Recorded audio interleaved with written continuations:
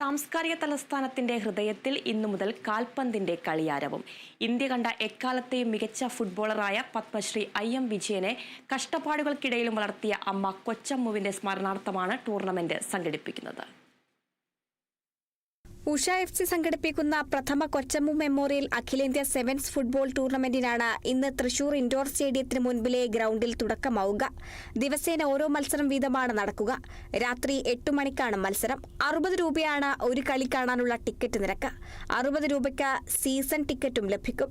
Semi final മത്സരത്തിന് മുന്നോടിയായി IM Vijayan ഭാഗമാകുന്ന celebrity മത്സരവും നടക്കും. 3500 പേർക്ക് കളി കാണാനുള്ള ഗ്യാലറിയാണ് ഒരുക്കിയിട്ടുള്ളത്.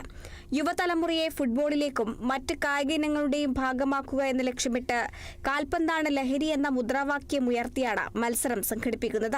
തൃശ്ശൂർ ഒരു ഓൾ ഇന്ത്യ സെവൻസ് നടത്തുന്നുണ്ട്. തൃശ്ശൂർ ആദ്യമായിട്ടാണ് ഇൻഡോർ സ്റ്റേഡിയത്തിന് മുന്നിലാണ് കളി നടക്കുന്നത്. ഇങ്ങനൊരു സെവൻസ് തൃശ്ശൂർ എന്ന് പറഞ്ഞാൽ നമ്മുടെ സിറ്റിയിൽ ഗാലറി കിട്ടി കളി തുടങ്ങുന്നത്. ഫുട്ബോൾ പ്രേമികൾ എല്ലാവരും വന്നു ഈ ടൂർണമെന്റ് ഒരു വലിയ വിജയമാക്കി തരണം. പിന്നെ ഞങ്ങളുടെ കണ്ടന്റ് തന്നെ ഇങ്ങനെയാണ്, ഫുട്ബോളാണ് ലഹരി.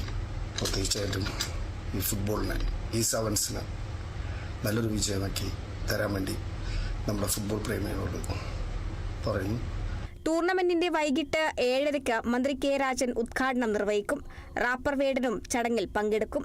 16 ടീമുകൾ അണിനിരക്കുന്ന ടൂർണമെന്റ് ഏപ്രിൽ 6-നാണ് സമാപിക്കുക. Kerala vision news, Thrissur.